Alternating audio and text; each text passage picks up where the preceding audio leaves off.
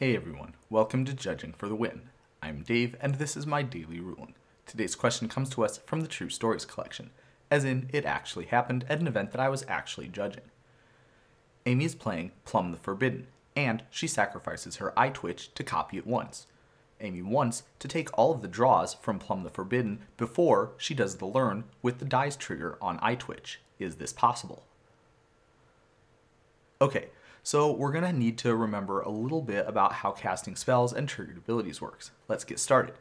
First of all, I want to draw your attention to the fact that both of the triggered abilities from Eyetwitch and from Plumb the Forbidden are going to trigger at the time when Amy sacrifices the Eyetwitch. Amy does not put those triggered abilities onto the stack right away though. Actually, what will happen is she waits until the next time a player would get priority, and at that point she's going to put both of those triggered abilities on the stack.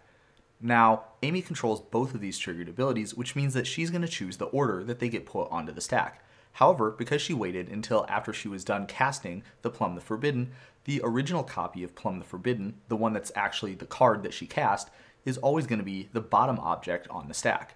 So, let's imagine that Amy puts the Eyetwitch's triggered ability on the stack on top, and the copy of Plumb the Forbidden on stack in the middle.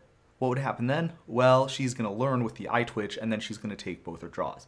So this is actually kind of the opposite of what we were trying to do when we talked about this in the beginning of the problem statement, so maybe we should try something else.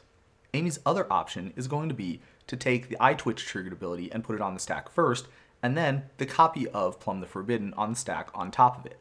So that would resolve first, and she would draw a card, and then the Eyetwitch's learn trigger would resolve, so she would learn, and then finally the original copy of Plumb the Forbidden would be the last thing to resolve, so she would draw again.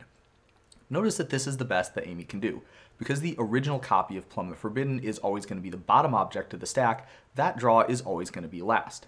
Also notice that if there were more copies of Plumb the Forbidden, for example, because Amy sacrificed more stuff, then she could put the triggered ability that created those copies and have those be in whatever order she wanted. So it's going to be possible for Amy to draw any number of cards except for the last one, and then learn, and then draw the last card, because the bottom object of the stack is always going to be the original Plumb the Forbidden that she cast. Pretty good, but not exactly what Amy was hoping for. And that's all I have for you today. How did you do? Join me again tomorrow for another daily ruling, but until then, I hope you have a great day.